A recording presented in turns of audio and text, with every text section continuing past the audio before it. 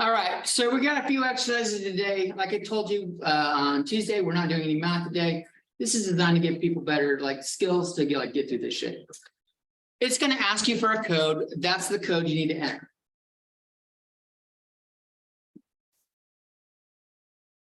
And the first prompt is, what are the inner qualities of successful students? So I don't know if it'll show you the screen, but the idea here is that you've got room to write more than one answer. You can enter in between each answer, I think. They don't have to be one-word answers. You could put phrases, but just what are qualities that good students have that makes them good students? Or not necessarily good, but successful. Superman does good.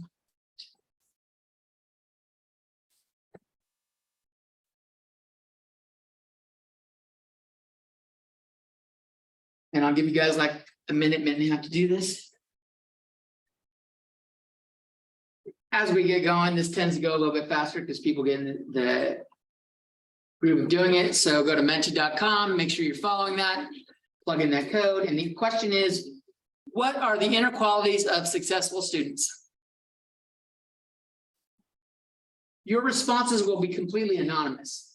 So type what you think. Some people there's questions throughout this, this one's, but there's some questions in here that some people would not say out loud maybe, but if they're anonymous, they're quite comfortable saying it. I want your honest answers to these.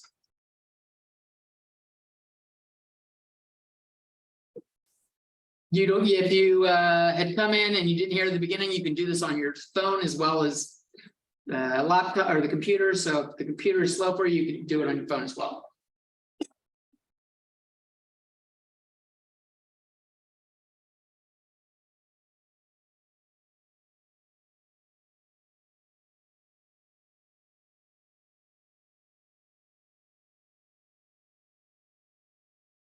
I was feeling bad for you, and then you threw his ass under the bus.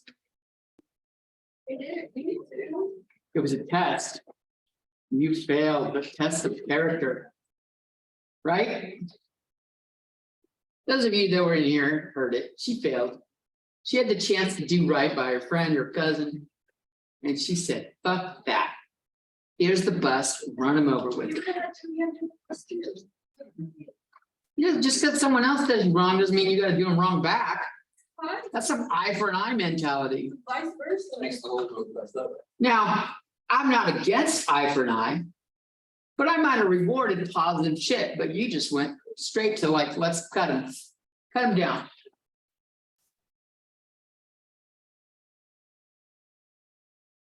I got a bunch of answers here. I'm going to show you guys what it is. This is called a word cloud. A word cloud, the more common a response is, the more people that say a response, the bigger the word. So more people said determination than anything else. That's the most common answer here. Determination, motivation, paying attention, work ethic, being brave, eating some good food. Interesting. A growth mindset. We're going to hit growth mindset a little bit. They're goal-oriented. That's kind of interesting. I haven't heard that one, but it's true. Students that tend to be goal-oriented know what they're doing, know why they're doing it, and they may not know why this step helps them get towards their goal, but they do it. Efficacy. Who the fuck said efficacy? That's not a standard word in most people's vocabulary. Interesting. I see courage. I see creativity, productive. I'm all over here fucking turning my head to read this shit. All assignments completed. They're not lazy. They listen. They manage their time. They take notes. Drilling. What the hell is that? Do I want to know? That sounds like inappropriate content. I'm guessing it is. I see integrity, willing to do anything. Interesting. Career driven. They've got grit. All right. So a lot of positive things. Which do you believe is the most important one? Which quality do you think is the most important? I turned it off so you can't see, like I try to make it so you can't see what the first couple of responses are. I feel like you're putting one, but if you think there are a couple that are like, go with like top three, if you think there's three that are really important, put ones that you think are really important. For a lot of people, a lot of people just repeat what they said on the first one, but sometimes you'll hear someone else look at something and went, damn, that's fucking pretty smart. I wish I had said that. Well, this is your chance to do that.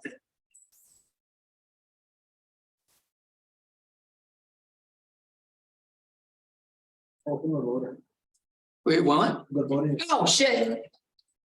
Now try.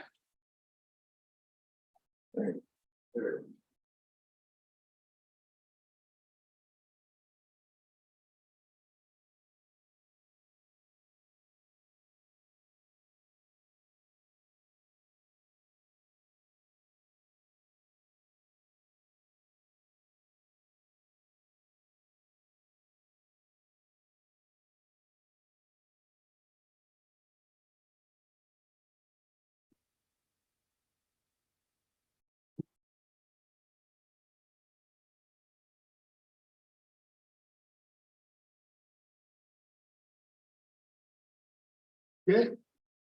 What are you fucking smiling about? What did you put? Let me see if Daniel up here put some fucking inappropriate shit. Do I see an inappropriate one yet?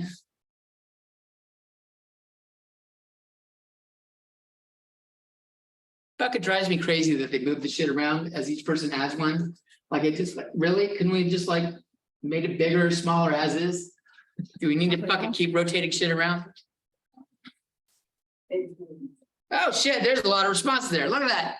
98 responses. Commitment, determination, motivation. Those are the big ones there. Those are all kind of fairly related. They're focused, they're hardworking. Notice how we've got motivation, the big one right here. And motivated right here. They mean really the exact same thing, but the fucking program's looking for an exact spelling, which is crazy. They complete all their work. They're always hungry for more. My mom, really? That's some cold shit. My mom died last year. I hope you feel bad now. I'm fucking with you. I'm okay. She did die last year. Let's see. Efficacy again. Perchance. Really? Perchance. Someone's just fucking throwing. Someone the other day, I'll tell you guys afterwards. Otherwise, someone's going to start fucking throwing it in there. Quality to learn. They're resilient. Meditation. That's an interesting one. They're fast. On time with work is good. All right. Which of those qualities are you lacking, but you wish you had?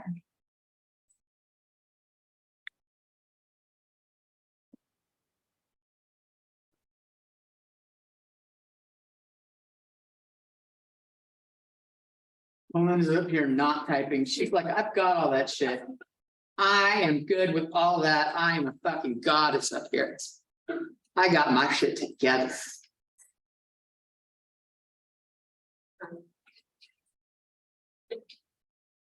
You don't have time? That's funny you should say that. Wait for the video we watch later today on time.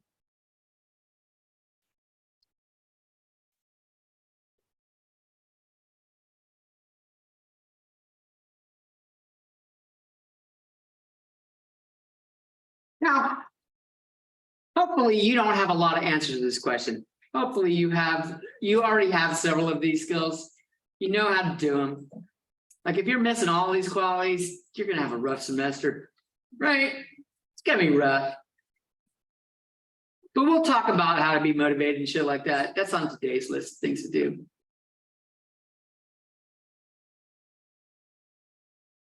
Giving everyone a little bit longer. There's not that many responses up. Well, that one wasn't very big. Someone entered the same answer like about 10 times and then hit enter. They wanted their phrase big on the screen. Because I don't even think I saw it up there. And all of a sudden, bam, it's the fucking biggest.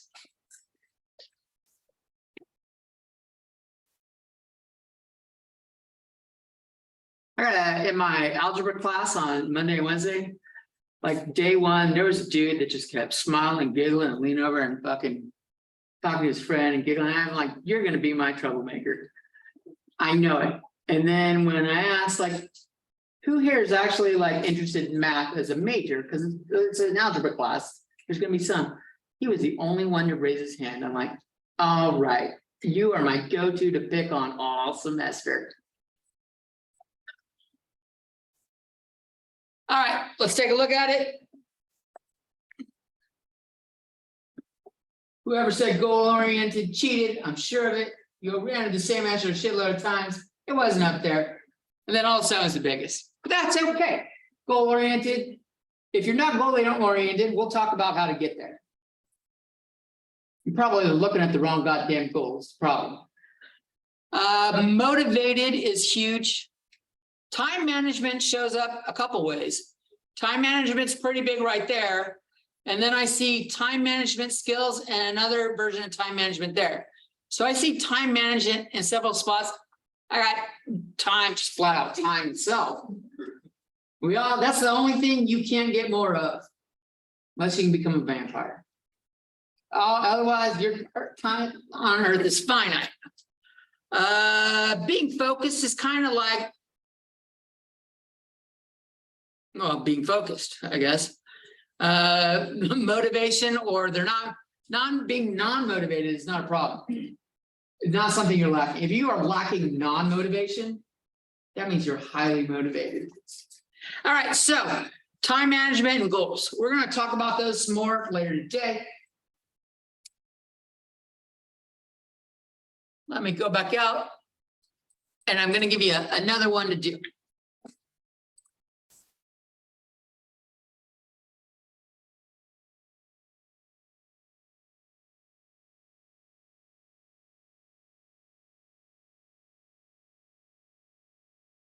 Now we want you to use this code 32630889.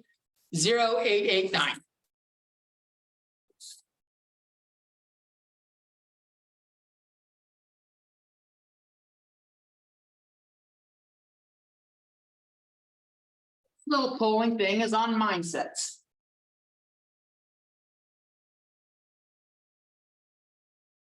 A fixed mindset is when you believe intelligence is predetermined. That whatever you do, you can't change how smart you are. That's what a fixed mindset is. You believe you can't get smarter. If you have a fixed mindset, the question is, how do you think that might affect your educational habits? How might your approach to school be if you don't think you can get smarter? We all have actually fixed mindsets about something or other. I don't think I can dunk a basketball. I'm basing that on my height and my weight and my lack of desire. But I think if I fix those, like if I lost a lot of weight and I really practiced my vertical leap, I bet I could learn it. But I don't have that mindset. I probably could change to it if I really wanted to, but it sounds like too much effort. I'm like 5'5". I don't want to jump half or double my height to fucking dunk a ball. Well, how high is a basketball rim? Standard. 6 to 10 is a wide fucking ring. I know he ain't 6. 10 feet is like the NBA standard. I thought it was 10 also. Okay.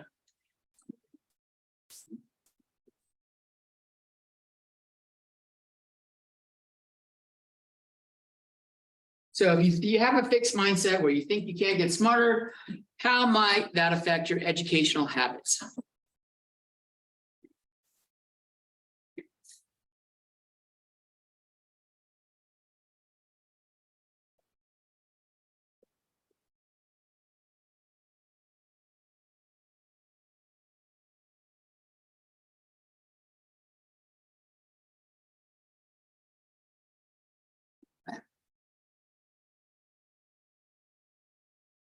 You won't study. You won't have goals. You'll have no motivation. You'll procrastinate. You'll give up. You'll lack self-esteem. Or desire, you'll have a lack of desire. You won't put in the effort. You'll feeling dumber. Writer's block is an interesting one. I kind of like that. There's other ways to get writer's block, but I suppose fixed mindset could get you there. Not being on time. Yeah, if you didn't think you'd get smarter, why show up to fucking class? Right? Why show up on time? Let's see, won't do assignments, bad habits. You're discouraged. You're unwilling. Self-fulfilling prophecy is pretty fucking true. If you think you can't get smarter, you're going to make that shit happen. That's some crazy shit. One of the best, you know, the posters where they have a picture and then they have like a one-word thing and then there's a phrase underneath it. I want to say the word was determination. I can't remember what it was. I don't know what the picture was, but the phrase was, whether you think you can or you think you can't, you're right. Whether you think you can do it or not, it really fucking sets the outcome. If you think you can do it, you're going to fucking work your ass off until you get it done. If you think you can't do it, you won't even try. So that's like the self-fulfilling prophecy thing. I like that. So a growth mindset is one where you think you can get smarter. How might that affect your educational habits?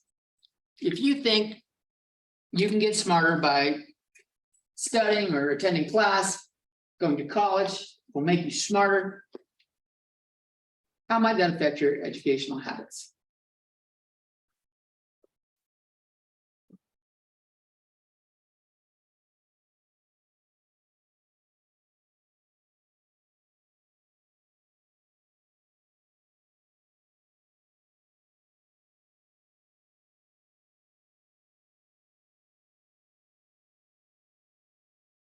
I really like that, whether you think you can or you think you can't, you're right. It's very much like the little, you know, the little engine that could, I think I can. There's a reason why they tell that story to fucking kids. If you're a parent and you haven't told that to your kids yet, you should. Embed that learning, that idea into them as early as you can. You think I can, I think I can, and you can. The earlier you get that into a kid's head, the better they're going to do with anything they want to do.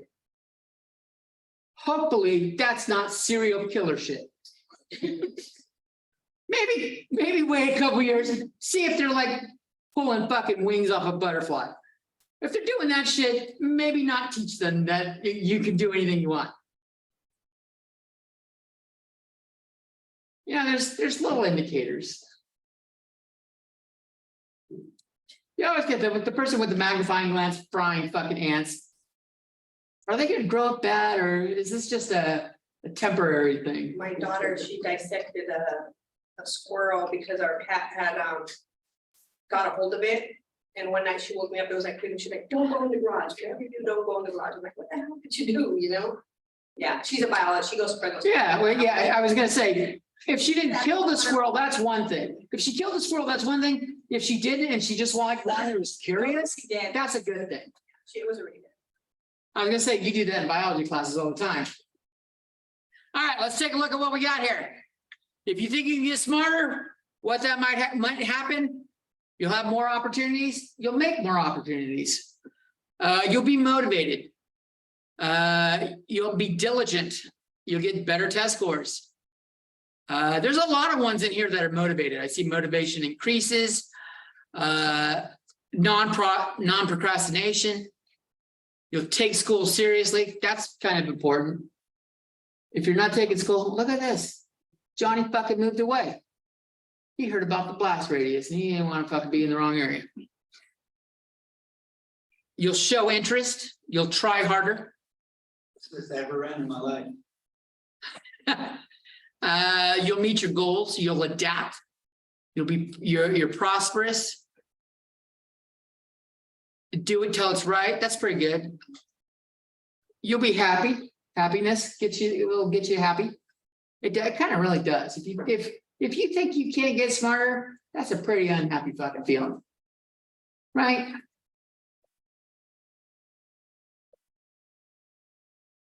Being top G. Fuck yeah. There you go. Being top G.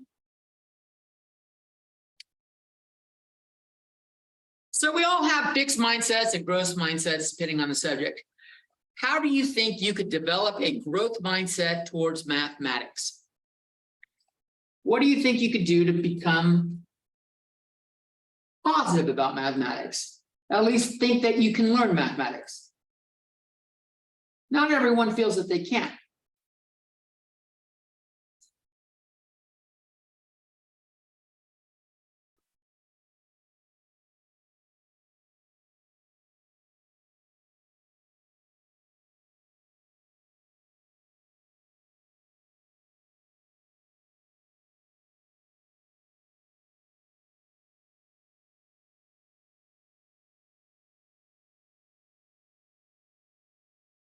There's some I see up here that are good that I haven't ever seen before. I've done this slideshow for, I don't know, 5 years, several classes each semester. So I've done these slideshows a lot. I see some up here that I really haven't seen before. I kind of like it.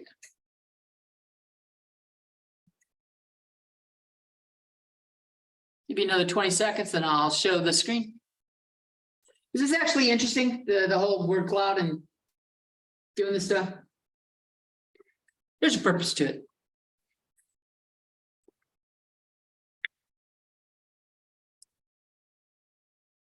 So effort, you'll put in effort, you'll study, you could listen, you could be patient with yourself, you could believe in yourself. You could be more involved. You could have an open mind about it. You could pay attention. Believing in oneself is pretty good. I see that in a couple spots. Where's the one I'm looking for? Pretend it's fun. Pretend it's fun and trick your brain. That is no fucking joke. At least, like, you could make it like, I don't think this is fun, but maybe I can make a fucking game out of it. Like, I'm going to challenge myself to see how well I do on this fucking run. And if I get above a fucking 70%, we're going out for a fucking Sunday. Has anyone had Handel's ice cream in Oberlin Visalia? They just opened up this like a couple months ago. I saw them. They're right next to Pizza Guys and Dave's Hot Chicken and Jersey Mike's. Yeah, Jersey Mike's. I had Jersey Mike's today for lunch. They good? They're fucking pricey, but I think they're probably one of the best sandwich makers in town. My son just applied there the other day.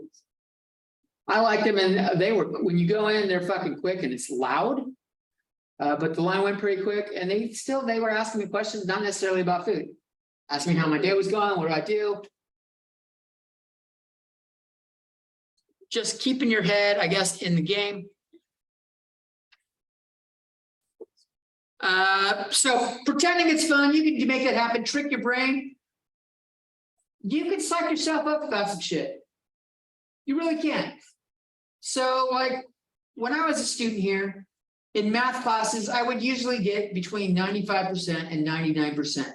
I wouldn't get 100%. It fucking saved my life. But for even those 95 and 99s, I would listen to Eye of the Tiger by Survivor. That's the theme song for fucking Rocky. I would drive to school listening to that, and I'd fucking at a stop sign, I'd be like shadow boxing in the fucking car. And as I'm walking to class, backpack on my shoulders, I don't have the music anymore, but it's going in my head. And I'm fucking, shadow boxing down the fucking hall. And people are like, what the fuck's wrong with this guy? But I did well. It helps psych me up. It helps psych you up. Trick your brain. Tell you can do it. All right, actually try. Let's see, what else we got here? Showing effort, be more involved. Try, grow up. All right. I think that's the last one in that one. We got another one coming up. Your next code is 3516544.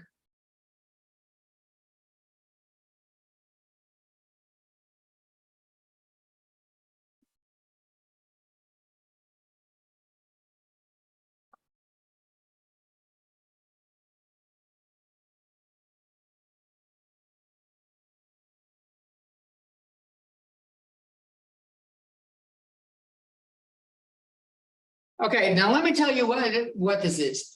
I want you to think of a skill that you have learned how to do. Like you didn't know how to do it, but you're like, I want to learn it, and you went and learned it. You don't need to say what the skill is. Just think back to when you first learned when you first started trying to learn it.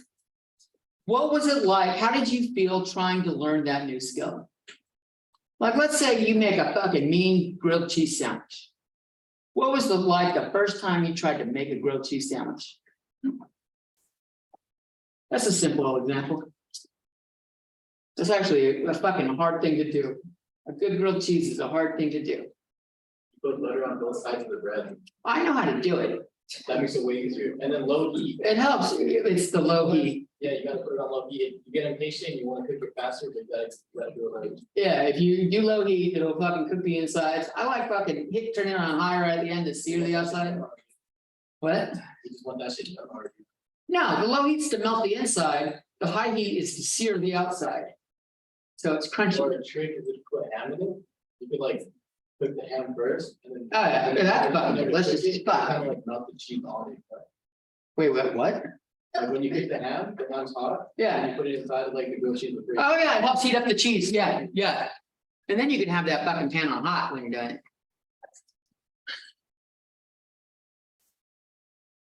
Ashton, can Manny make a grilled cheese sandwich or is he just talking out his ass? He can make it. Okay, better than me. I wasn't asking you, I was asking her. Thank you, thank you. Well, you gotta try to silence the woman. That's fucking.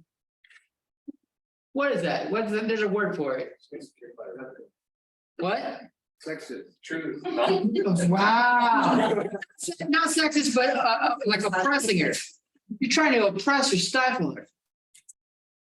She's a smart, powerful woman. Let her be. Let her speak her mind when she's asked a question.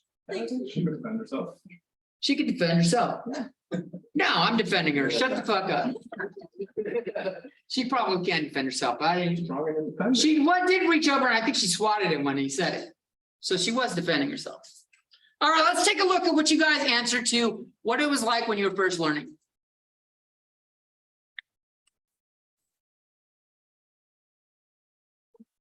Two of the biggest ones are frustrating and frustrated, which are kind of like the same thing. So it would be even bigger if it was one word. It was difficult. It was scary. It was hard. It was exciting. Learning new shit can be exciting. You're like, I really like grilled cheese sandwiches. I'm gonna learn how to make it. This is fucking exciting shit. You wanted to quit. It was confusing. It was nerve-wracking. That's a good phrase, nerve-wracking. I was afraid. I wanted to quit. What the hell is kendama? It's so like little Mexican toilet that's made of wood. It's like a little double-sided hammer with a spike on it. And it's like get the ball. You ever seen Family Guy ball in the cup? It's like a ball in the cup, It's Koi. like a ball in the cup, but it's like a little double-sided hammer to get on like the hammerhead. Okay. It's easier for you would see it. I can picture it now. I'm just, It was the question in my head is Manny blowing smoke up my ass or not? Is that really what kendama is? I'm gonna look it up later. No, it's actually like you guys can do this little double like sided hammer. Just because I asked the people in this class doesn't mean I won't get trolled by everyone in this class. Okay, out of everyone in this class, there's only at least like 2 liars. The rest of the question, you know. I never need to have one, you know. There's at most 2 liars. Most two, okay, no, everyone's a liar, it's just, it depends if they like you, I can probably say yes. But maybe the trouble will be. That's not a lot of trouble. Kendama is 7 letters. You should go with it. I will. I don't want to interrupt class for it. All right, I interrupt class enough for it. People listed some of the skills like maintenance on motorcycles, being a girl mechanic. Why is it? What's the girl part? Being a mechanic is the skill. Being a girl is. I guess being a girl could be a skill you learned if you transgender. You laugh, but it's true. Some people do this. So like it could be, but like, I get it. It was nervous. It was terrible. Oh my God, terrible. It was painful. It sucked. It was annoying. All right. So now I want you to think about when you finally like figured out how to do it and you got it right, but like the first time or maybe the second time, what did it feel like then? What was it like after you gained the skill? Not like where you're a master of it, but like right when you figured it out, you're like, I think I got this. You made your first couple grilled cheese sandwiches right. And you think you're like, I got this down. I think I know what I'm doing.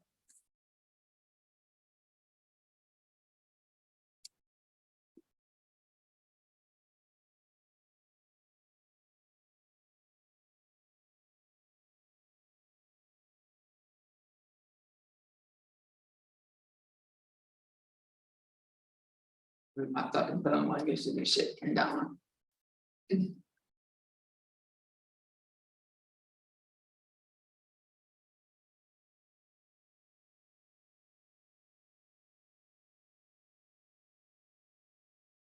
This is more to get a complete picture of what the goddamn thing is. There's no reason for you to lie about it. It'd be a hell of a thing to lie. Like that's a fucking weird thing to. If you were gonna tell a lie about what something is, that's a very specific fucking lie. Images. Yep. A good description, Hammer. What the fuck is? Okay, that's how you catch it. There's a little like hole on the ball. There's one on the bottom too. No, you don't, if you get that ball on like the hammerhead, actual hammerhead. So the hammer has got like a little It's got a fish in little it. bang, yeah, with balls. Has one on the bottom too. They look fun, but they're frustrating for no reason. It's just a little wooden toy with the ball on it. Makes you so mad. They're actually kind of different. Cause then there's those kids that like playing Ken, you know, skate, you play skate or like horse, if you get the letters, they do that with, they used to do that with Kens. So you Okay. have to play for like a $12 kendama, like Wow. 7th grade, and it sucked, cause you didn't have like an allowance from your parents, you were just screwed. Without a kendama. So the kendama is kind of like the new yo-yo. Yeah, The yo-yo is a fucking cheap ass toy. It's inexpensive to make. It really is. You could make it with a piece of wood and a string. It's fucking really hard to master. I'm waiting for someone to say they fucking know how to do a yo-yo well. I can do it up now. That's That, it. even that's pretty good. Walking the dog, that's next level. That's above just doing the yo-yo. All right, let's see what we got here. What did people say to, what was it like after gaining the skill? I felt accomplished. It was amazing. I was excited, or it was exciting. It was rewarding. I felt like the top G. I felt empowered. I was confident, fulfilled, invigorating. It was a confidence builder. That's a good one. I like that. Just kind of build up your confidence when you figure out something that was hard. I felt like a badass. I wanted to learn more. I deserve a raise. I like that. Let's see, worried. Now that's an interesting response to figuring out how to do something. Whoever wrote worried, if you want to, would you explain why you put worried? Because I'm kind of curious. If no one says anything, I'll just move on. But I'm kind of curious about the worried answer. Well, I can see where that comes from. Like, if you learn a new skill, like say that was for work, like you get certified, like you learn how to do that. It's stressful and you get worried because you're gonna have a lot of customers and like you barely learn. It's like you just learned how to skate and someone wants to play you at skate. Knowing that you just learned that trick, it's like it's pressure because you know that you get to do this with a lot of customers. It feels like he's the one that said worried, but I don't think he was. But it's not- He was pretty quick on that fucking answer though, wasn't he? Yeah, yeah. bragger, cockiness. Satisfying. All right, so. I want you to tell me how it feels now that you fucking have mastered it. What's it like now that you're so good at it? You've been doing it a while, you don't really fuck up anymore at it. If you do, it's very rare. How do you feel about that topic now?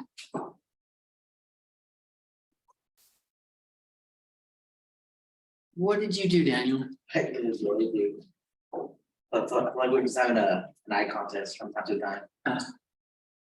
Well, you sit in the front, you've been, you got that fucking power pose laid back, like, fuck yeah.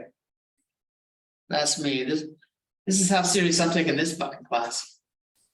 Just got my feet out. If I had a fucking stool, they'd be up. Right? I'm waiting to see a student that like fucking brings a stool with it. Like, I'm just gonna fucking bring a portable stool so I can throw my feet up. Fuck yeah.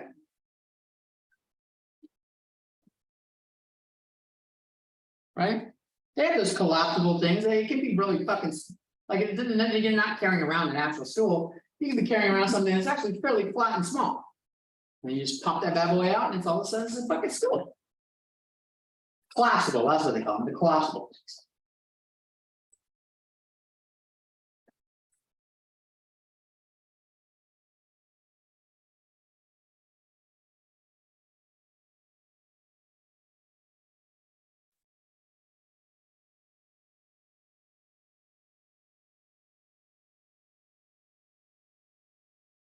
All right, there are a couple ways this gets answered. There's two main categories for this answer. It's the person that still likes doing it. And then there's the person that it's fucking boring for now.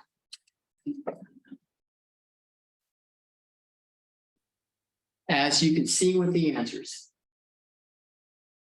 There's accomplished and there's bored. Pretty fucking big. On to another challenge means you're done with this. You're ready for something else. Need a new challenge, the LeBron James of it. It's sensational. You're ready to move on. Boring with bored. You could teach others. That's good. Meh. That kind of like wraps it up. How you feel about it now? Meh. This tends to be the case for a lot of things that you learn how to do. Can you imagine what it would be like to be a fucking rock star? Just think about being like, even if you don't like rock and roll, or just let's go with a famous singer. Rock star sounds like you have to be rock. Being a famous singer. You get a lot of fame and shit like that. You had to learn how to sing and playing the guitar with it. You had to learn to do both. You had to learn how to control the fucking stage. You got good at it. You became famous. You're going on tours. And you have to keep singing the same fucking song. Same set of songs every tour. Year in, year out. Even when you get new songs, you write new albums. What do they want? They want the fucking old ones. And you try to slip in the new ones. You're like, no, you like this. Let me play these. And they're like, no. Play moves like Jagger. Like, you get fucking tired of it really quickly. You may be wealthy and famous and have everything you want, but I bet a lot of them hate fucking doing it. At least hate singing some of the songs. It's kind of crazy. So if you are in the category where you're feeling accomplished by it and like proud and like a boss, that's fucking awesome. That means you found something that you're really, really good at and you're not going to stop doing it. Other people get in the category where it's boring. The one I wrote about, this is one of your little writing assignments, doing this thing. Maybe put in there what your interest was. For me, it was driving. I was fucking terrified of driving because the first time I drove, it was in Sacramento. I was going the speed limit, and within like 10 or 15 seconds, I had like 10 cars behind me. Fucking tailgating me. I was made sure I was going the speed limit. I wasn't going slower than it. And I'm like, fuck this. I pulled over, I let them all pass me. I finished my trip and I didn't drive again for like 5 years. I let other people fucking drive. Hey, can you give me a ride? Eventually you get tired of the whole, hey, can you give me a ride? Tired of throwing out some cash. No one, never mind, I'm not about to say that. But eventually I'm like, I got tired of taking the bus or asking for a ride. So I did it again when I was a little bit older and I'm like, fuck it, they can wait. I'm curious what you were about to say right now. Well, you know the phrase, I don't know, you may not, some of you are young enough that you probably may not have heard it. Ass, cash or grass. Yeah. I was about to say, they all ask for cash, no one ever asked me for ass. Which seems kind of fucking funny. You ever get grass? What? You ever get grass? Like as a driver, or did I ever give grass? Give or take? No. I mean, when I was your guys' age, well, the younger crowd, I used to get high. Marijuana weed was not my thing. I already had the fucking munchies. I don't need to fucking something that makes it worse. I was more like into speed. I'm glad I quit that. But I was into the speed for a long time. So like this, there's this journey that people go on where when you're first learning how to do something, it's fucking frustrating and scary. As soon as you figure out how to do it, you're like, oh, this is pretty good. And for about half the things you do, if not more than half, when you're finally really good at it, it's boring. I got good enough at I've driven around the entire fucking country 2 or 3 times now. I mean, out to Florida, up to Maine, over to Washington, and made a couple, zigzags in between. I have hit every single continental state. I have not been to Alaska or Hawaii. Those are the only 2 states I haven't been to. I have driven to every other state. I used to commute to Merced for school, which is an hour and 45 minutes. There were times when I got home from school and I couldn't remember a goddamn minute of the drive. Hour and 45 minutes just disappeared from my fucking history. I had to have done something right. I was driving safely. But it's like I just blocked it out. It was unimportant. It was boring. That happens to a lot, and it's for a lot of things you can do. We got one more for you.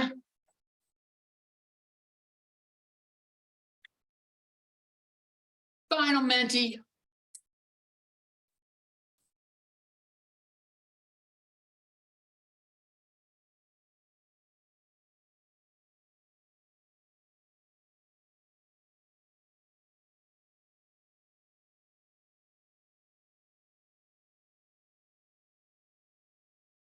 So we just talked about how you start with something that you weren't good at because you weren't good at it, otherwise you wouldn't have been trying to learn it. And you went through took the time to learn it, even though it's fucking frustrating. Let's apply this to math. How do you feel about math right now?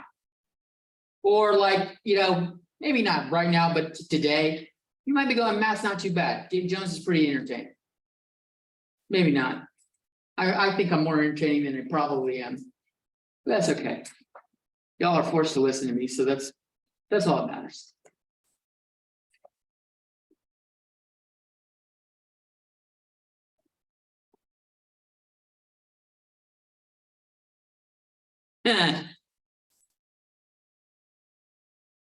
Someone in here put a word that I'm gonna have to fucking tell a story about. I'm gonna wait till I put it up.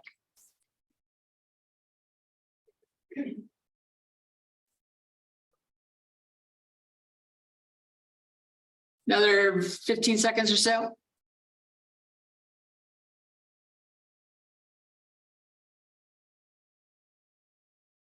Someone's kissing ass right here. Look at this shit.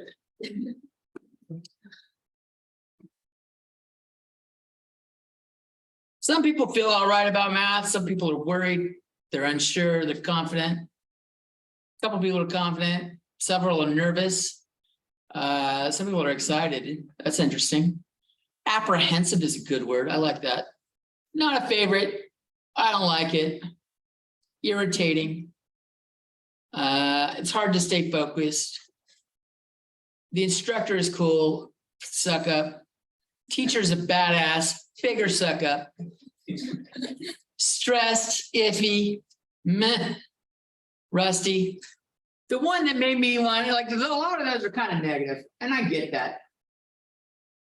How many of you like actually don't want to take this class? You're forced to take this class for your major.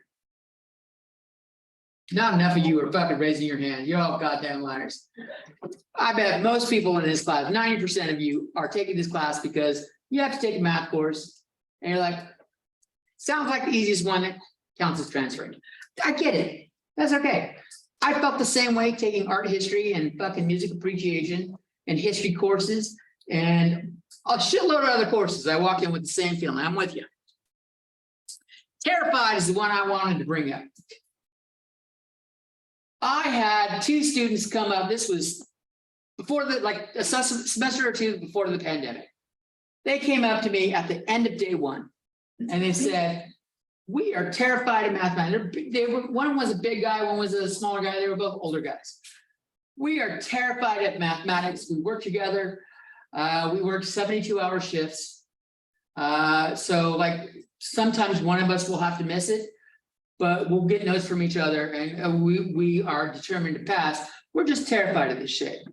And I was intrigued. I said, well, 72 hours, that's a long fucking shift.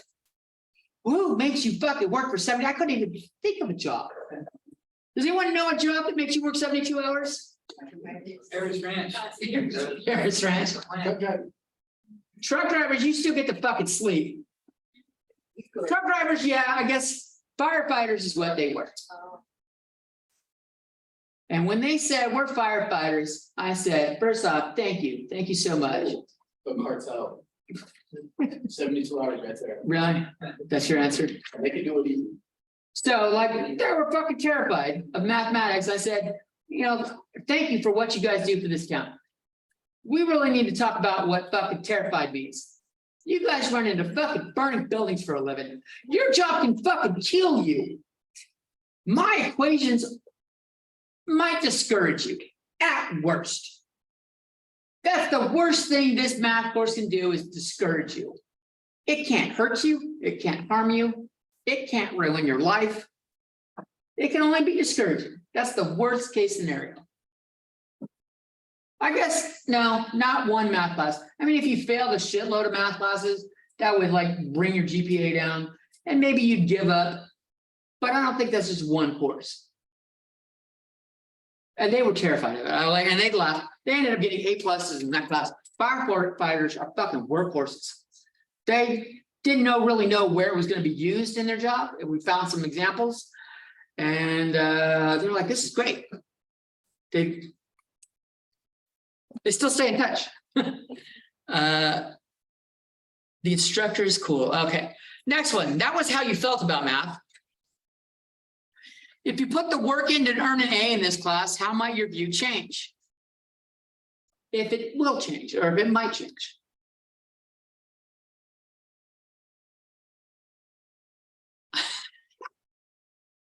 That's the fucking probably the most honest answer I've ever seen in my life.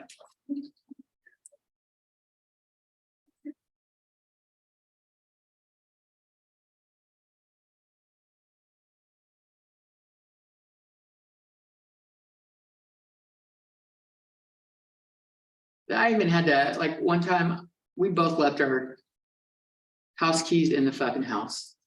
And it was like a fucking Sunday night. And we're like, we need to get in our fucking house. Like it was fucking hot. We didn't, you know, we couldn't sleep in the car. We had our dog with us. And I'm like, there was no locksmiths available on a Sunday night. We're like, I don't want to pay $80 to $100 to go get a fucking hotel room because I forgot my key. And my wife said, well, you got friends that are firefighters, give them a call.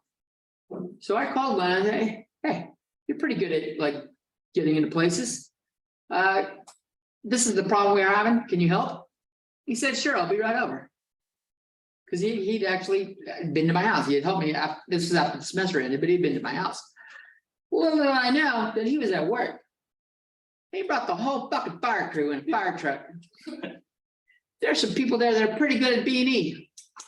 They're fucking going around looking at all the ways to break into the house. And they found the easiest one. They're like, we're not going to do a window. What we're going to do is like, you got a lot of locks here. We can get to the big lock. we're just gonna fucking bust this lock right out. You'll have to get a new doorknob with a new lock. That's the cheapest way you're gonna get through this. I said, okay. But they brought the whole fucking fire truck. People are walking outside their house going, what's going on? Yeah, I felt like a fucking noob. All right. How might your view of math change? Let's take a look at what we got. Feel accomplished, not bad. Never have to do it again. That's a lie. Math shows up in your life all the time, whether you like to admit it or not. Go grocery shopping, and I dare you to do no fucking math. Dare you. You'll feel not as bad. It'll change drastically. Some people say it still won't change. I'll be exhausted. That's probably what's going to happen. It'll be a long semester, but you'll get through it. I'll have better confidence. I'll feel relieved. It doesn't get any easier. I'd feel like Vader. Fuck yeah. I like that one. And then someone said, no idea. I like that. Like, I don't know how I'm gonna fucking feel about this in a while. If you get an A, there's a good chance you'll at least feel somewhat better about it. It may not be a favorite subject. It probably won't be. But it may not, you might walk out of this class with going, that wasn't too bad. I didn't want to take it, but now I'm kind of glad I did. I learned something. And I got that confidence boost out of it. So, final question for all of this bullshit. What do you think you can do to earn the A?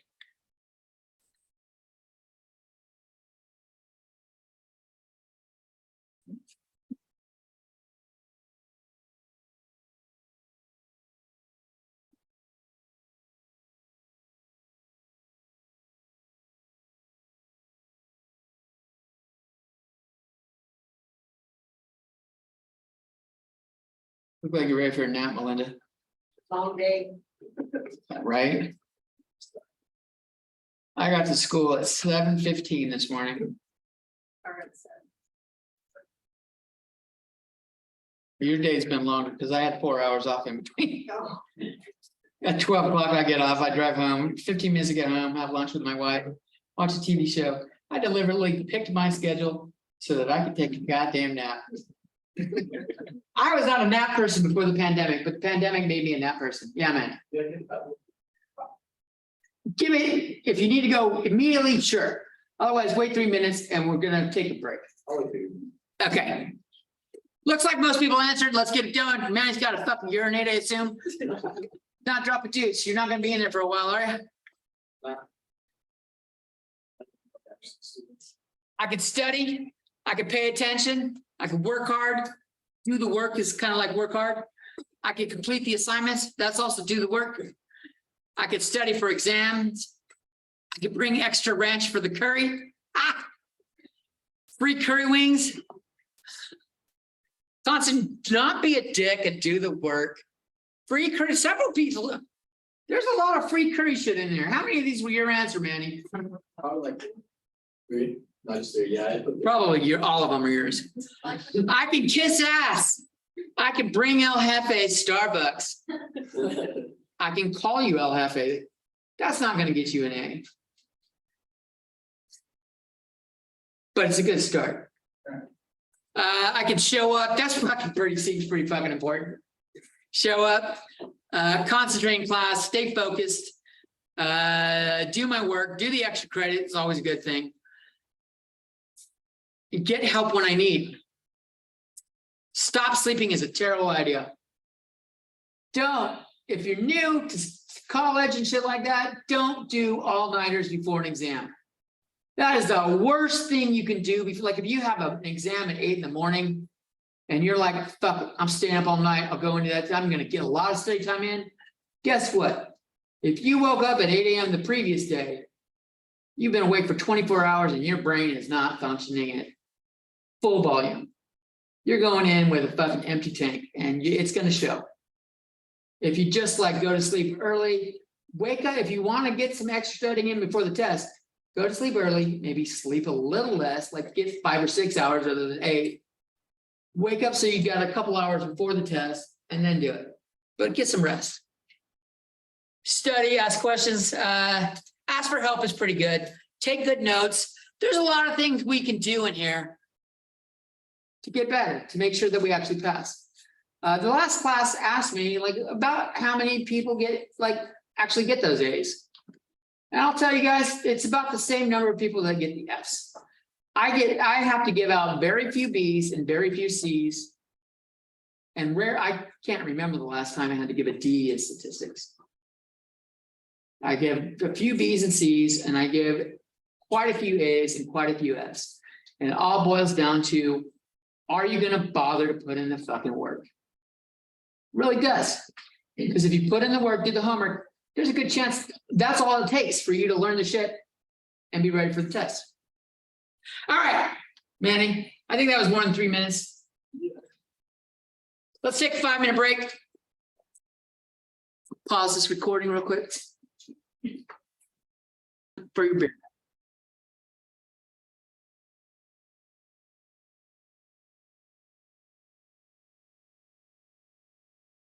Why is there no sound? Let me hit refresh. Oh, I got blocked. Expensive. That's why. Hotel to ourselves. You get here. Oh yeah, they compared. What the hell? I spent a great deal on my flight, car, and hotel. That's some creepy shit. Events are back, you guys. Events are back. They're booking speakers like you. They're paying them $5,000.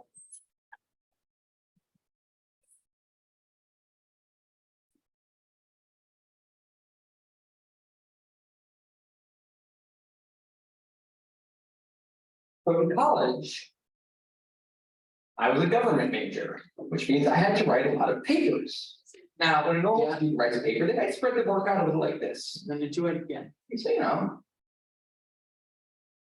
you get started maybe a little slowly, but you get enough done in the first week that with some heavier days later on, everything gets done and things stay still. And I would want to do that like that. That would be the plan. I would have it all ready to go, but then actually the paper would come along and then I would kind of do this. And that would happen in every single paper. But then came my 90-page senior thesis. Paper you're supposed to spend a year on. I knew for a paper like that, my normal workflow was not an option. It was way too big a project. So I planned things out and I decided I kind of had to go something like this. This is how the year would go. So I'd start off light and I'd bump it up in the middle months. And then at the end, I would kick it up into high gears. Go up the staircase. How hard is it to just walk up the stairs? No big deal, right? But then funniest thing happened. Those first few months, they came and went and I couldn't quite do stuff. So we had an awesome new revised plan. And then those middle months actually went by and I didn't really write words. And so we were here. And then 2 months turned into 1 month, turned into 2 weeks. And one day I woke up with 3 days until the deadline, still not having written a word. And so I did the only thing I could. I wrote 90 pages over 72 hours, pulling not one, but 2 all-nighters. Humans are not supposed to pull 2 all-nighters. Sprinted across campus, dove in slow motion, and got it in just at the deadline. I thought that was the end of everything. But a week later, I get a call. And it's the school. And they say, "Is this Tim Urban?" And I say, "Yeah." And they say, "We need to talk about your thesis." I say, "Okay." And they say, "It's the best one we've ever seen."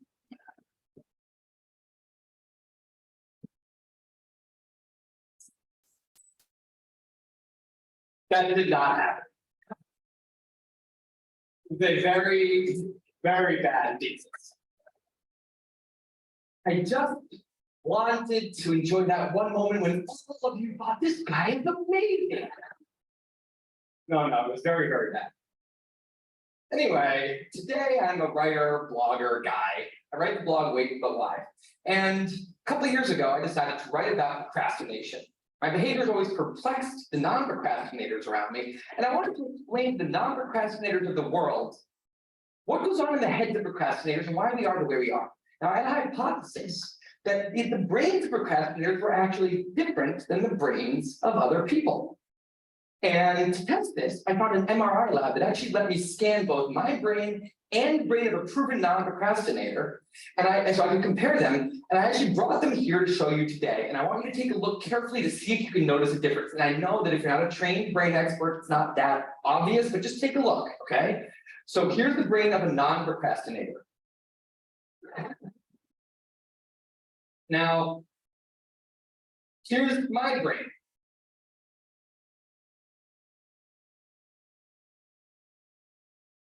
There is a difference.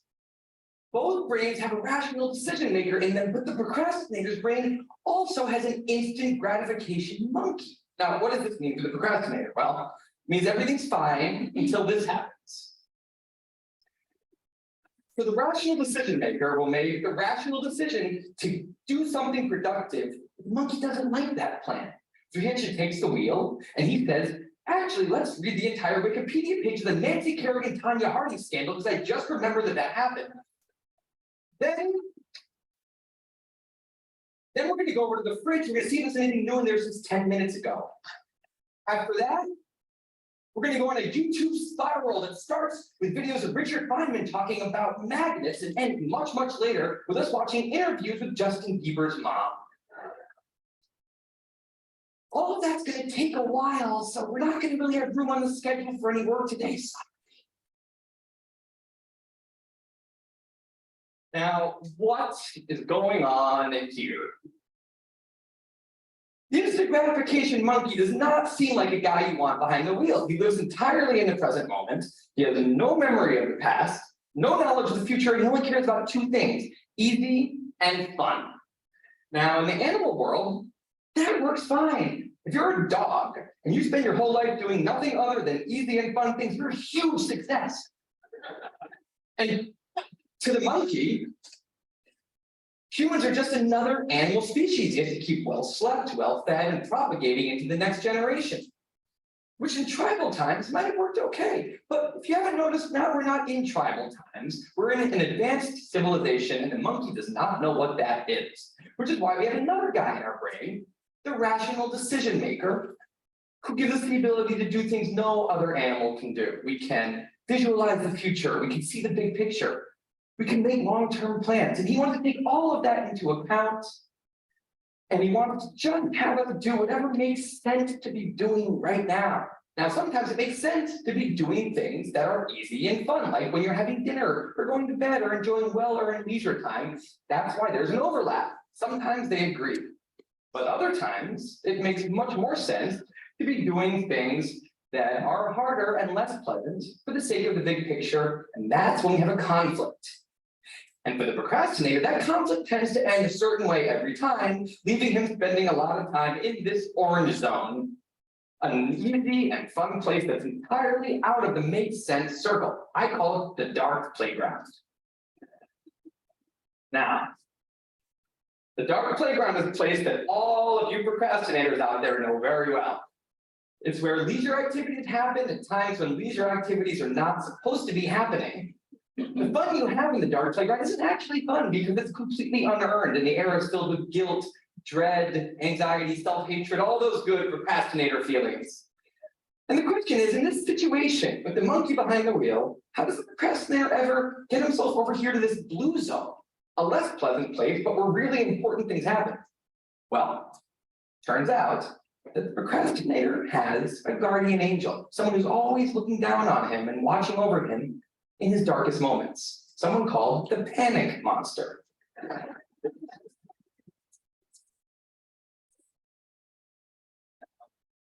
The panic monster is dormant most of the time, but he suddenly wakes up anytime a deadline gets too close or there's danger of public embarrassment, a career disaster, or some other scary consequence. And importantly, he's the only thing that the monkey is terrified of. Now, he became very relevant in my life recently because the people of TED reached out to me about 6 months ago and invited me to do a TED Talk.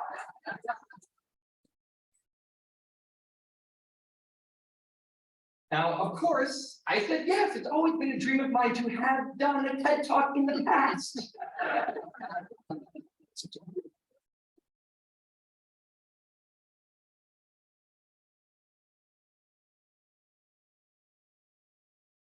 But in the middle of all this excitement, the rational decision maker seemed to have something else in his mind. He was saying, we're clear on what we just accepted. Do we get what's going to be now happening one day in the future? We need to sit down and work on this right now. And the monkey said, totally agree, but also let's just open Google Earth and let's zoom into the bottom of India, like 200 feet above the ground, and we're gonna scroll up 2.5 hours till we get to the top of the country so we can get a better feel for India.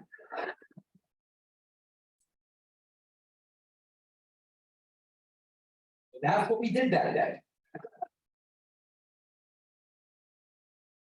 At 6 months turned into 4, and then 2, and then 1. The people of TED decided to release the speakers. And I opened up the website, there was my face staring right back at me, and guess who woke up? So the panic monster starts losing his mind. And a few seconds later, the whole system's in mayhem.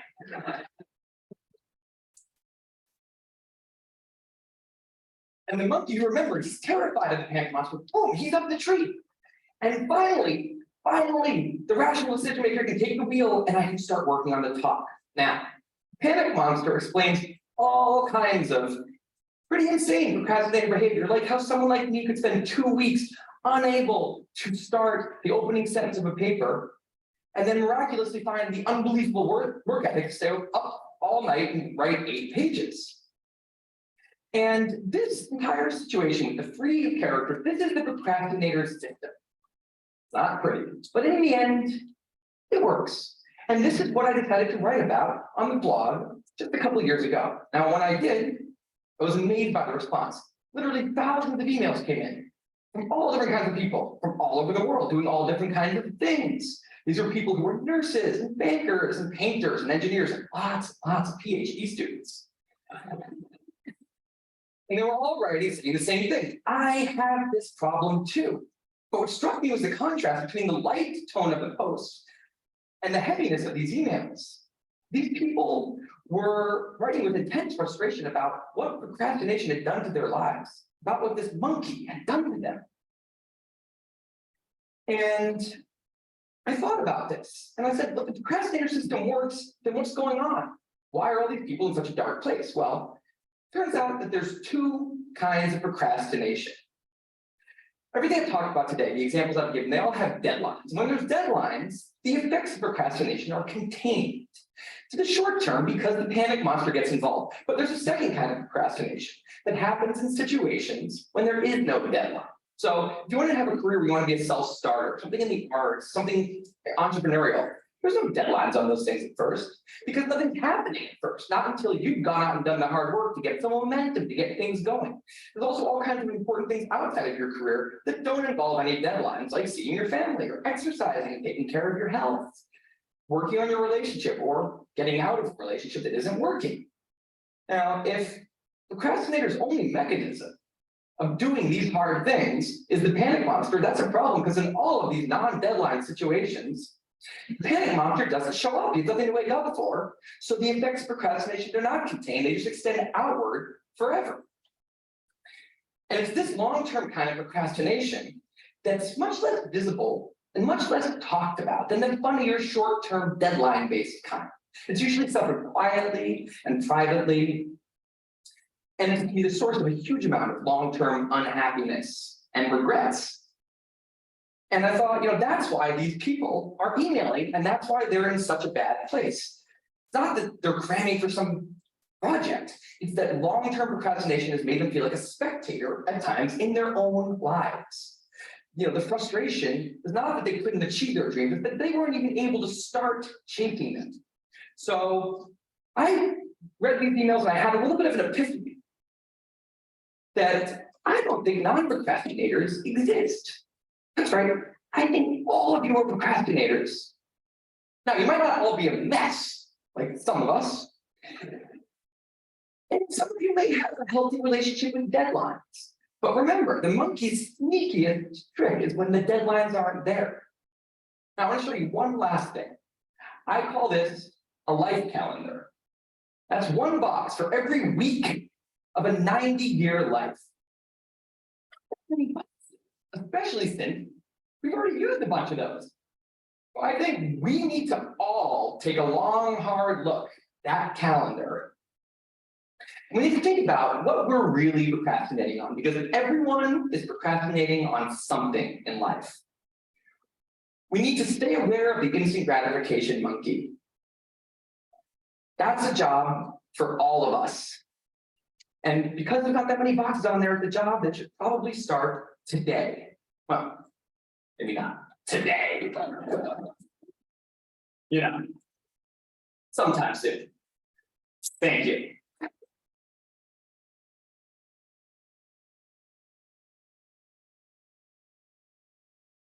Tell me if this sounds familiar.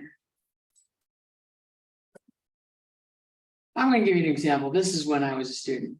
My hobby was video games, but pick your hobby that you like. Whatever brings you joy. Whatever your dark playground is. How many of you have done the whole, I'm gonna do this, I know I got homework to do.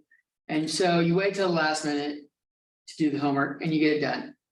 Now, that process, what it involved, at least for me, was sitting there and playing, and the longer I played video games, the more frequently a little voice in my head would say, you really should be getting some shit done. You know this isn't what you should be doing. And so it kind of like made the video game playing a little less fun. And the longer I waited, the more frequently it would happen, the more less fun it was. And then wait until the last day, even the last night, to do an assignment. All of a sudden, I'm racing through. I don't have time to make mistakes. It's fucking stressful as hell. How many, is that familiar to anybody in here? Maybe not the video games, but like doing that. We all do that shit, right? I tried one time, I thought, you know what, let's change this shit up. I was tired of the stress, to be honest. The stress is like, I don't like stress. I've been happy, carefree. And so like, let's change it up. So I did the homework first. And then I played. And interesting thing is, well, the homework didn't take any less time. Well, it actually might have. But not a whole lot less time. It was still just as hard, still just as challenging. But I wasn't stressed. I had a week to do the assignment. As you guys will have in this class, you'll have at least a week to do the assignments. There was not stress because I knew I could stop. Like if I was going out, it was taking me a while, I was making a lot of mistakes, I could stop and come back to it tomorrow and still have plenty of time. And then when I got it done, I was able to play without a fucking care in the world. There was no inner voice saying, go get your shit done. Give that a try. Just give it a try one week. Try not procrastinating. Like force it. You kind of have to force yourself because it really is easy to procrastinate. Try to force yourself to not procrastinate and see if, like, not only is work more doable, less frustrating, but like playtime is more fun. I'm betting for a lot of people, one of the worst things about math is they put it off till the last minute. So all that stress gets compounded in there and you're fucking freaking out because let's face it, of all the classes you could take, math classes are the ones where there's errors that slow you down. Writing class, there's less errors. You can write. You might have to do grammar check later on, but like writing, the only block there is writer's block. Studying for other classes, you can memorize, you can do flashcards, shit like that. Doing problems in math for homework, you can get them wrong, and you don't know how long it's going to take. So that can be really frustrating. I think that's what makes people like math or that's why it's one of the least favorite subjects for people. It's not that it's all that hard, really. It's that we put it off till the end, and that error part that slows us down makes us stress out even more. Try changing it up. We're going to have something that'll help you with that. Another video I wanted to share with you. This is part of the module. So there'll be a video in there. You don't need to watch it, but if you like it and want to share it with somebody, you'll know who to share it or where it is. When people find out I write about time management, they assume two things. One is that I'm always on time. And I'm not. I have 4 small children and I would like to blame them for my occasional tardiness, but sometimes it's just not their fault. I was once late to my own speech on time management. We all had to just take a moment together and savor that irony. The second thing they assume is that I have lots of tips and tricks for saving bits of time here and there. Sometimes I'll hear from magazines that are doing a story along these lines, generally on how to help their readers find an extra hour in a day. And the idea is that we'll shave bits of time off everyday activities, add it up, and we'll have time for the good stuff. And I question the entire premise of this piece, but I'm always interested in hearing what they've come up with before they call me. So some of my favorites: doing errands in a way where you only have to make right-hand turns, being extremely judicious in microwave usage, so it's in 3 to 3.5 minutes on the packaging, you're totally getting in on the bottom side of that. And my personal favorite, which makes sense on some level, is to DVR your favorite shows so you can fast forward to the commercials. And that way you save about 8 minutes every half hour. So in the course of 2 hours of watching TV, you find 32 minutes to exercise, which is true. You know another way to find 32 minutes to exercise? Don't watch 2 hours of TV a day, right? Rude. Anyway, the idea is we'll save bits of time here and there, add it up, and we'll finally get to everything we want to do. But after studying how successful people spend their time and looking at their schedules hour by hour, I think this idea has it completely backward. We don't build the lives we want by saving time. We build the lives we want, and then time saves itself. Here's what I mean. I recently did a time diary project looking at 1,001 days in the lives of extremely busy women. They had demanding jobs, sometimes their own businesses, kids to care for, maybe parents to care for, community commitments, busy, busy people. I had them keep track of their time for a week so I could add up how much they worked and slept, and I interviewed them about their strategies for my book. One of the women whose time log I studied, she goes out for a Wednesday night for something. She comes home to find that her water heater has broken. And there is now water all over her basement. If you've ever had anything like this happen to you, you know it is a hugely damaging, frightening, sopping mess. So she's dealing with the immediate aftermath that night. Next day, she's got plumbers coming in. Day after that, professional cleaning crew dealing with the ruined carpet. All this is being recorded on her time log, winds up taking 7 hours of her week. 7 hours. That's like finding an extra hour in the day. But I'm sure if you had asked her at the start of the week, could you find 7 hours to train for triathlon? Could you find 7 hours to mentor 7 worthy people? I'm sure she would have said what most of us would have said, which is no. Can't you see how busy I am? Yet when she had to find 7 hours because there is water all over her basement, she found 7 hours. And what this shows us is that time is highly elastic. We cannot make more time, but time will stretch to accommodate what we choose to put into it. And so the key to time management is treating our priorities as the equivalent of that broken water heater. And to get at this, I like to use some language from one of the busiest people I ever interviewed. By busy, I mean she was running a small business with 12 people on the payroll. She had 6 children in her spare time. I was getting in touch with her to set up an interview on how she had it all, that phrase. I remember it was a Thursday morning and she was not available to speak with me, of course, right? But the reason she was unavailable to speak with me is that she was out for a hike. Because it was a beautiful spring morning and she wanted to go for a hike. So of course, this makes me even more intrigued. And when I finally do catch up with her, she explains it like this. She says, listen, Laura, everything I do, every minute I spend is my choice. And rather than say, I don't have time to do X, Y, or Z, she'd say, I don't do X, Y, or Z because it's not a priority. I don't have time often means it's not a priority. If you think about it, that's really more accurate language. I mean, I could tell you I don't have time to dust my blinds, but that's not true. If you offered to pay me $100,000 to go dust my blinds, I would get to it pretty quickly. Since that is not going to happen, I can acknowledge this is not a matter of lacking time. It's that I don't want to do it. Using this language reminds us that time is a choice. And granted, there may be horrible consequences for making different choices. I will give you that. But we are smart people, and certainly over the long run, we have the power to fill our lives with the things that deserve to be there. So how do we do that? How do we treat our priorities as the equivalent of that broken water heater? Well, first we need to figure out what they are.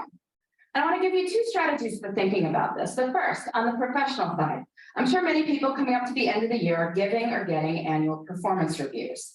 You look back over your successes over the year, your opportunities for growth, and this serves its purpose, but I find it's more effective to do this looking forward. So I want you to pretend it's the end of next year. You're giving yourself a performance review, and it has been an absolutely amazing year for you professionally. What 3 to 5 things did you do that made it so amazing? So you can write next year's performance review now. And you can do this for your personal life too. I'm sure many of you, like me, come December, get cards that contain these folded up sheets of colored paper, on which is written what is known as the family holiday letter. Bit of a wretched genre of literature, really, going on about how amazing everyone in the household is, or even more scintillating, how busy everyone in the household is. But these letters serve a purpose, which is that they tell your friends and family what you did in your personal life that mattered to you over the course of the year. So this year's kind of done, but I want you to pretend it's the end of next year. And it has been an absolutely amazing year for you and the people you care about. What 3 to 5 things did you do that made it so amazing? So you can write next year's family holiday letter now. Don't send it. Please don't send it, but you can write it. And now between the performance review and the family holiday letter, we have a list of 6 to 10 goals we can work on in the next year. And now we need to break these down into doable steps. So maybe you want to write a family history. Well, first you can read some other family histories, get a sense for the style. And then maybe think about the questions you want to ask your relatives, set up appointments to interview them. Or maybe you want to run a 5K. So you need to find a race and sign up and figure out a training plan and dig those shoes out of the back of the closet. And then, this is key, we treat our priorities as the equivalent of that broken water heater by putting them into our schedules first. And we do this by thinking through our weeks before we are in them. I think a really good time to do this is Friday afternoons. Friday afternoon is what an economist might call a low opportunity cost time. Most of us are not sitting there on Friday afternoon saying, I am excited to make progress toward my personal and professional priorities right now. But we are willing to think about what those should be. So take a little bit of time Friday afternoon, make yourself a 3-category priority list: career, relationships, self. Making a 3-category list reminds us that there should be something in all 3 categories. Career, we think about; relationships, self, not so much. But anyway, just a short list, 2 to 3 items in each. Then look out over the whole of the next week and see where you can plan them in. Where you plan them in is up to you. And I know this is going to be more complicated for some people than others. I mean, some people's lives are just harder than others. It's not going to be easy to find time to take that poetry class if you are caring for multiple children on your own. I get that. And I don't want to minimize anyone's struggle, but I do think that the numbers I'm about to tell you are empowering. There are 168 hours in a week.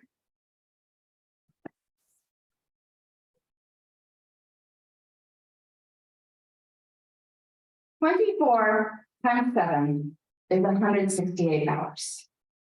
That is a lot of time.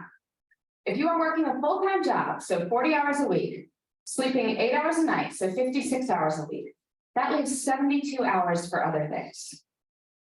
That is a lot of time. You say you're working 50 hours a week, maybe a main job and a side hustle. Well, that leaves 62 hours for other things. You say you're working 60 hours. Well, that leaves 52 hours for other things. You say you're working more than 60 hours. Well, are you sure? There was once a study comparing people's estimated work weeks with time diaries, found that people claiming 75+ hour work weeks were off by about 25 hours. You can guess in which direction, right? Anyway, in 168 hours a week, I think we can find time for what matters to you. If you want to spend more time with your kids, You want to study more for a test you're taking, you want to exercise for 3 hours and volunteer for 2, you can. And that's even if you're working way more than full-time hours. So we have plenty of time, which is great, because guess what? We don't even need that much time to do amazing things. But when most of us have bits of time, what do? Pull out the phone, right? Start deleting emails, or otherwise we're puttering around the house or watching TV. But small moments can have great power. You can use your bits of time for bits of joy. Maybe it's choosing to read something wonderful on the bus on the way to work. I know when I had a job that required 2 bus rides and a subway ride every morning, I used to go to the library on weekends to get stuff to read. Made the whole experience almost enjoyable. Breaks at work can be used for meditating or praying. If family dinner is out because of your crazy work schedule, maybe family breakfast could be a good substitute. It's about looking at the whole of one's time and seeing where the good stuff can go. I truly believe this. There is time. Even if we are busy, we have time for what matters. And when we focus on what matters, we can build the lives we want in the time we've got. Thank you.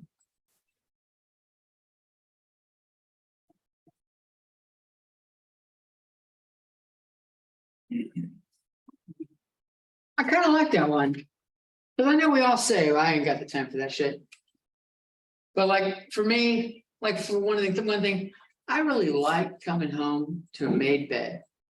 I love when my bed is made. I know how to make the bed. I don't like doing it. So I'll be like, I don't have time to do that in the morning, but I do. It's just not a priority for me. When my wife makes it, it really, I bet it brings a smile into my day. Walk in the house, go into the bedroom, kick off my shoes, and I see the bed's made. I'm like really happy. She doesn't do it every day, so it's kind of like a treat. Sometimes that bed doesn't say made, and I can see why. We have a 1-year-old puppy. He knows how to jump on the bed, and so making the bed isn't easy. Doing laundry, he likes to participate in doing laundry. He doesn't put the socks together, pulls them apart. All sorts of stuff. But there's stuff I like. But for a lot of us, it's like, it's not a priority. So like, for you guys are here for a reason, right? Many of you, probably not all of you, have a dream career, a goal, objective in mind. That's why you're here. Some of you are here like I got told I should go to college. That's the right way to go. So I'm here. I don't know what I want to do. So I'm taking a few classes. I need this to transfer. So we'll just knock it out right now. For all of you though, like if you want to like, that is a long-term goal. That's like far enough ahead that like, that's kind of like doesn't give you that sense of urgency. You don't have that panic monster fucking showing up for your career or for graduating. Because for some people, you're working full time, you do have a family to take care of, and you're getting 1 or 2 classes in part-time, and graduating is going to take you twice as long as everybody else. That's fine. You're still on a path. So like if something you want to remind yourself to help you for that long-term goal, get a Post-it note or a piece of paper and some tape, write down what that career is that you want. Look up how much it pays. Write it down. Write down the annual amount. Not all jobs that are dream careers are high-paying jobs. Some people really, really love helping others out, like helping out the homeless and running a food place. It's not a high-paying job, but it's highly spiritual, rewarding. Whatever it is, write down why you want that job. And just like some brief words, put that shit on your bathroom mirror. Maybe not in the center, on the side. We all look in the mirror at least once a day. Usually. Sometimes it's in passing. Some of us roll right out of bed and fucking go do shit. I know, because the hair, you come in, your hair's all fucked up. I asked this dude this morning, he looked like, what's the Dragon Ball Z character, Goku or some shit like that? His hair was like, fuck at that. And it was like that, it's been that 2 mornings in a row. I asked him this morning, is that deliberate? Did you like put gel to make it look like that? He's like, nope, that's me getting out of bed and not doing a goddamn thing. So he may not look in the mirror in the morning, but he probably looks at it eventually. Put a little note of what you want to do and why you want to do it. If it's the income or like it's spiritually rewarding, and you'll see it every day. It'll keep you motivated to stay on target. Because this is one of the classes you need to pass to get there. And sometimes just going, I need to do the homework isn't enough. Having that reminder of why is huge. Look at the big picture, eyes on the prize. The prize is a long ways away, but gotta have your eyes on it. To help incentivize you on working on this time management thing, if you go in modules, we have some extra credit. This 168 hours in a week is based off of Laura Vanderkam's video we just watched. She's got some links down here, which I put here, where you can download a weekly calendar that is in 30-minute blocks or 15-minute blocks. I'll just load one up to give you an example.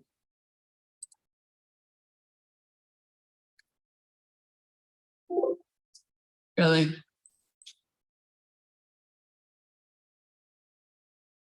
It's not zooming. Oh, well. So it's got Monday through Sunday. It starts at 5 a.m. Interesting start time for people that get up early, and it ends at the next 5 a.m. There's a 30-minute block or 15-minute block.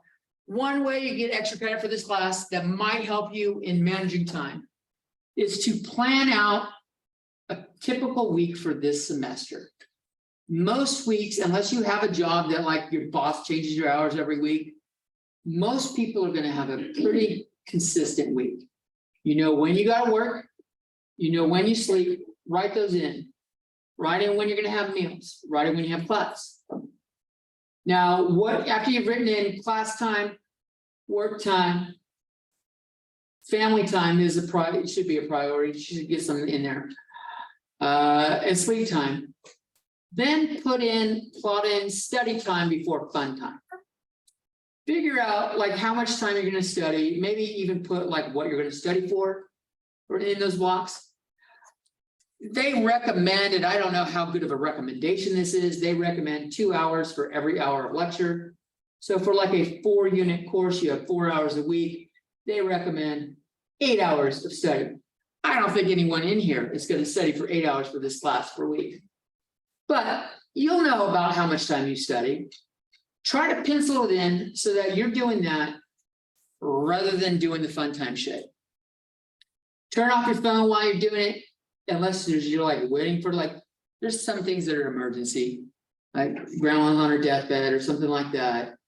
My kid's sick and in the hospital. There's reasons to have that phone on, but otherwise turn it off. Like completely power that son of a bitch off. Because if it's still on, it's really easy to click on, and but just barely tap the button and you've got access to it. Try to just submit that calendar and that's extra credit. Do that, submit the calendar by next Thursday, midnight next Thursday. 1 week to plan the calendar. Then, if you want more extra credit, do it. Follow the calendar for a week, at least a full week, preferably 2 or 3 to get an idea of how it works for you. Then write a little essay on it. I'm not counting pages or paragraphs. Just write a paragraph or 2 on how it worked for you, whether it worked or not. I get some people saying, I tried it, but calendars just aren't my thing. And I've had other students say, oh my God, I can't believe I've never tried this. This was great. And then like say how it went for you. What about it you like and what you did. That assignment is due September 28th, 7 weeks away. They are listed on here in the modules. One says extra credit 168 hours. And you just submit it. You can upload it and submit it. And then the same thing with the essay, it's worth extra credit. Everybody likes a little extra credit, and it just might help you maybe for the rest of your life. Like if you were never one to you suck at time management and doing the calendar really works for you, it doesn't take that long to make. And it lasts this is probably good for the whole semester for most people.